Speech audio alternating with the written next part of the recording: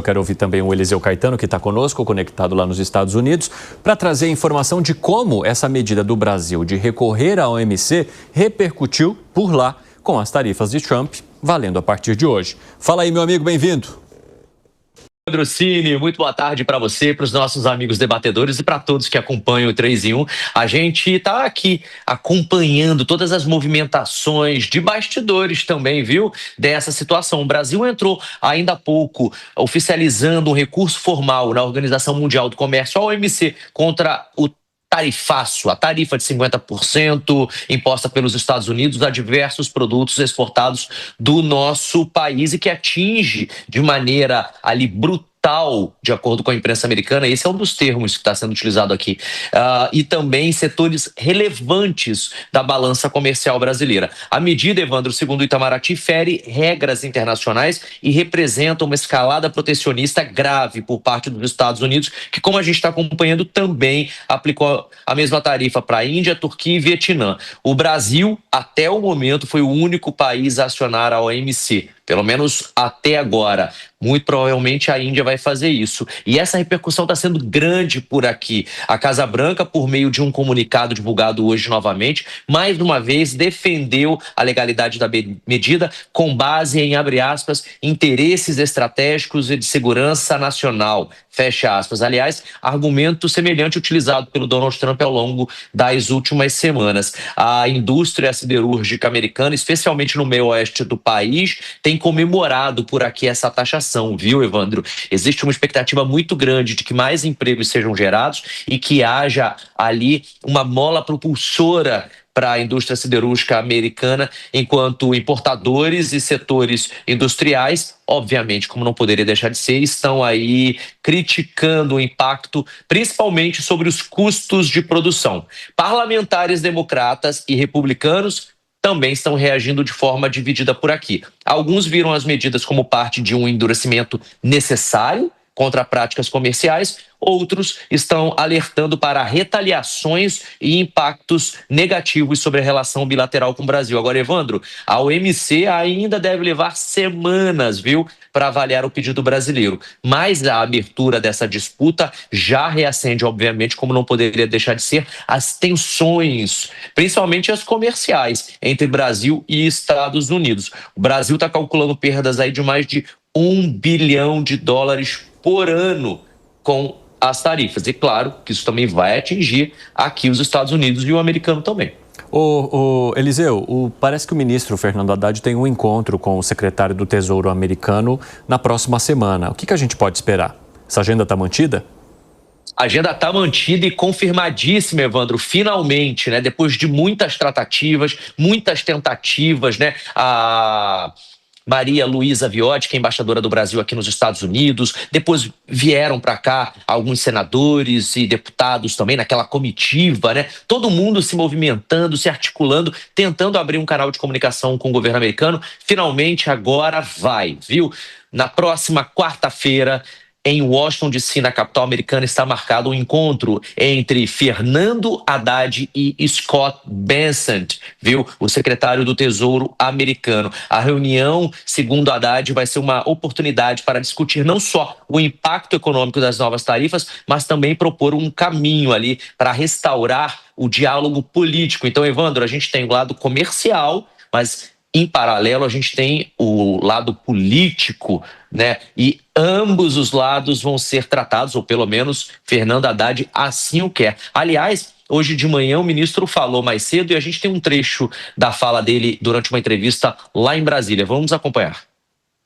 Eu tenho uma reunião marcada semana que vem, agora com data e hora já fixada, com o secretário Scott Bessent. Obviamente que a depender da qualidade da conversa, ela pode se desdobrar numa reunião de trabalho presencial, aí com os ânimos, né, já orientados no sentido de um entendimento entre os dois países, que nós repetimos, né, um relacionamento de 200 anos que não faz o menor sentido nós estamos vivendo nesse momento.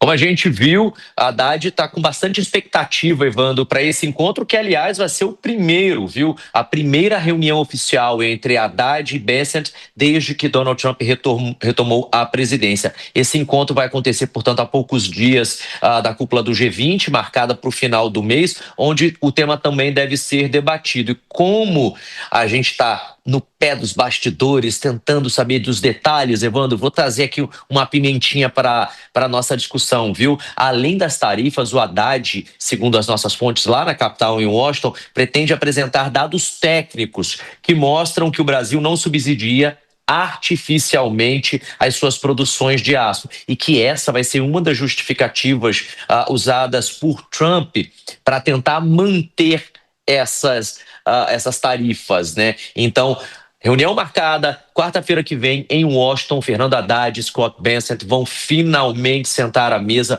para discutir não apenas o tarifaço, mas também o arcabouço ali político dessa situação que, pelo menos, olhando daqui, neste momento agora, Cine, não tem previsão de se chegar a um fim. Mas, como você sempre diz, a ver. A ver. Obrigado, Eliseu Caetano. Um abraço para você. Ótimo encerramento da sua participação aqui no nosso 3 em 1.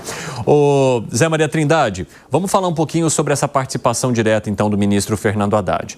Havia uma discussão muito intensa desde que toda essa história começou, que se o presidente Lula tivesse entrado na parada e conversado diretamente com o presidente Donald Trump, talvez a gente não tivesse nesse lugar que está hoje. Agora entra o ministro Fernando Haddad numa conversa direta com o secretário do Tesouro norte-americano. Esse diálogo pode trazer o que se espera de resultado para o Brasil, que é um sofrimento menor pela taxação que começa a valer neste 6 de agosto? É o que se espera. Olha, eu estou convencido de que houve tentativas. O presidente Lula entrou no circuito, não conseguiu falar. E aí houve a ideia de isolar o presidente Lula para uma conversa final que acabou não acontecendo com o presidente Donald Trump. Todas as informações eram no sentido de que a palavra final e a argumentação e a decisão seria da Casa Branca, ou seja, do presidente Donald Trump e dos seus assessores mais próximos, né? E ali não houve acesso exatamente com o presidente. A estratégia foi boa. Né? Me relataram integrantes dessa comissão de senadores, né, que chamaram até de missão, de senadores que foram aos Estados Unidos conversar com técnicos, conversar com deputados e senadores de republicanos e democratas, né? Eles voltaram com conhecimento maior de que havia mesmo a centralização. Todos que eu conversei me disseram convencidos de que não se trata de política, de nada. A história é BRICS, a história é o trabalho do presidente Lula, ele voltou a falar sobre isso, do dólar, né? A história de isolar o dólar como a moeda internacional, essa moeda universal, e colocando os Estados Unidos como o Banco Central do mundo, né? Isso é muito importante e todos voltaram nesse sentido. Agora, outro trabalho muito bem feito foi sobre os empresários. Houve conversas, né, que a gente acabou deixando passar, mas que foram importantes, de representações comerciais brasileiras e representações comerciais nos Estados Unidos, inclusive empresários. E os empresários levaram até a Casa Branca, até o presidente Donald Trump, exatamente as dificuldades que eles encontrariam, principalmente o setor de café, de carnes, e são dois setores que estão fora das exceções. Então, esses empresários norte-americanos fizeram uma pressão muito importante lá, né? Então, eu estou convencido de que, mesmo se quisesse, vamos dizer, insistisse, o presidente Lula não conseguiria mesmo uma interlocução com o presidente Donald Trump. E isso ficou muito claro nos brasileiros lá, inclusive Eduardo Bolsonaro, que estão falando lá que, olha, se quiser conversar, tem que ser através de nós. Então, não houve essa possibilidade. De certa forma, era até inteligente, né, que secretário conversasse com secretário, ministro com ministro, e depois os dois presidentes conversassem quando a coisa já estivesse acertada, né? Então, essa era a ideia. Então, resumindo muito, a ideia de que mesmo se quisesse, Lula não conversaria com Donald Trump. E aí, Piperno, como é que você avalia? Olha, são muito importantes as reflexões que o Alan Gani e o Zé Maria fizeram em relação a esse tema, porque o Alan disse que, isso poderá ser resolvido através de contatos com entidades empresariais, e é verdade, assim como o Zé chamou a atenção para esses contatos de empresários daqui com os de lá que vem ocorrendo e lá atrás do princípio, né, do momento mais agudo dessa crise, nós vimos encontros entre o pessoal da Anshan com representantes da US Chamber, tá? Que é o lado de lá. Muito bem. Por que isso é importante e por que foi muito elogiada, inclusive, a ação do vice-presidente Geraldo Alckmin, que muitas vezes é um personagem subestimado? É evidente que o Alckmin não pegou o telefone, não ligou lá para o seu homólogo, o J.D. Vance, para falar, olha, Jay, e aí, vamos tentar uma solução para isso. Não foi isso. Mas o Alckmin aqui internamente, ele é uma espécie de organizador desse trabalho que leva todo mundo para a mesa aqui no Brasil, todas as cadeias empresariais, para negociarem com as de lá. Então esse trabalho de coordenação resulta em um lobby mais organizado para se conversar com os empresários de lá. E são os americanos impactados pelas tarifas que, de alguma forma, já provocaram algum alívio para as empresas brasileiras. Agora, há outros aspectos disso. O primeiro das lendas urbanas, que bastaria o Lula ter procurado o Trump antes para que tudo isso pudesse ser de alguma forma amenizado. Gente, será que alguém de fato acredita nisso? Por exemplo, o presidente indiano, Modi, ele é amigo dos Estados Unidos, ele tem boa relação com o presidente Trump. E o que está acontecendo com a Índia agora? O mesmo tarifaço que o Brasil vai ter que encarar com menos alívio, né? O Brasil ainda teve essa lista aí de 694 produtos. O que foi anunciado para a Índia hoje é muito mais draconiano, inclusive. Então não é só uma questão aí de relacionamento pessoal. Há outros interesses. Outro aspecto importante que tem sido, de alguma forma, relevado. O primeiro impacto, mais grave por enquanto, tem ocorrido na economia americana. Os Estados Unidos, nesse último mês, por exemplo, apresentaram dados industriais mais frios e geração pífia de empregos, só 73 mil. Isso não dá nem metade do Brasil. Vejam, a economia americana é quase 13 vezes maior que a brasileira e, em números absolutos, não gerou nem metade dos empregos do Brasil em um mês relativamente fraco aqui. O Brasil costuma gerar mais de 200 mil empregos mês. Nesse último mês, não, o número foi muito abaixo, 166 mil. Então, é inteligente, sim, aumentar esse lobby dentro dos Estados Unidos, porque é isso que vai convencer, isso pelo menos tem maior chance de convencer o poder político a reduzir essa guerra fria tarifária. Você concorda com o Piperno, Musa? E agora, 4h30, quem nos acompanha pela rádio, um rápido intervalo. Já espero vocês. Nas outras plataformas nós continuamos ao vivo. Vai lá, Musa. Bom, vamos lá. A exceção no ponto de comparar a abertura de vagas de trabalho entre Estados Unidos e Brasil, eu acho que elas não são comparáveis. Simplesmente comparar números em valores absolutos ou nominais, eu não vejo muito sentido, até porque o mercado de trabalho é diferente, as leis trabalhistas lá são inexistentes, o que para mim é uma flexibilidade, o que transforma o mercado em algo muito mais pujante e muito mais ativo e vivo do que no Brasil. Mas a exceção desse ponto eu concordo, e eu concordo muito também com o que todos eles trouxeram aqui, da importância das entidades empresariais. Eu acho que elas seriam importantes, mas não é isso que vai surtir efeito. Veja, eu concordo que elas são importantes, mas eu acho que o efeito prático disso é zero. Donald Trump vale, como eu sempre falo, para além de algum ente abstrato, o Estado, uma sociedade, uma entidade multilateral, um parlamento, são indivíduos que os compõem. E hoje, quem compõe o governo americano e tem a assinatura, a caneta mais pesada, é Donald Trump. Nós temos que conhecer como funciona a pessoa do outro lado com a caneta na mão, para sermos estratégicos. Isso nós fazemos nas nossas empresas, fazemos nas nossas decisões pessoais do nosso dia a dia, pessoais, profissionais, familiares, não importa. Você tem que tentar alcançar o teu objetivo com mais eficiência para ir do ponto A ao ponto B. E é aqui a minha grande crítica. Como que nós lemos nas entrelinhas essa estratégia para sermos o mais eficiente possível. Às vezes a gente precisa engolir sapo para conseguir alcançar o que a gente quer. Então, entidades empresariais, os empresários são importantes? São. O Trump não dá ouvido a isso. Ele tem uma estratégia, como a gente já falou aqui, muito mais profunda. Então, o que a gente quer? Fazer barulho no mundo ou atingirmos o nosso efeito? Eu acho que o objetivo é trazer resultados. E dessa forma, eu infelizmente acredito que não teremos efeitos práticos. E você acha que o Brasil está fazendo barulho no mundo em vez de atuar estrategicamente, Alangani? Olha, depende de quem do governo brasileiro. Então, se a gente pegar a atuação do vice-presidente da República, ele age de uma maneira muito racional, muito pragmática, constrói pontes, ele aciona essas entidades empresariais, bem ou mal, Evandro, houve um recuo, houve isenção de 700 produtos, ou seja, apenas 36% das nossas exportações estão sendo afetadas. Então, tem que reconhecer o trabalho que ele vem fazendo. Agora, por outro lado, o presidente, num momento como esse, está jogando para a torcida e isso não é bom. Porque no final de semana, o que ele fez? Fez novamente um discurso muito duro em relação à substituição do dólar. Ninguém vai me impedir, eu vou substituir sim, e a gente sabe, como o Musa trouxe aqui, que isso é um calcanhar de Aquiles. Não é o momento. Aliás, é claro que o Brasil tem todo o direito, assim como a China, de encontrar uma outra moeda.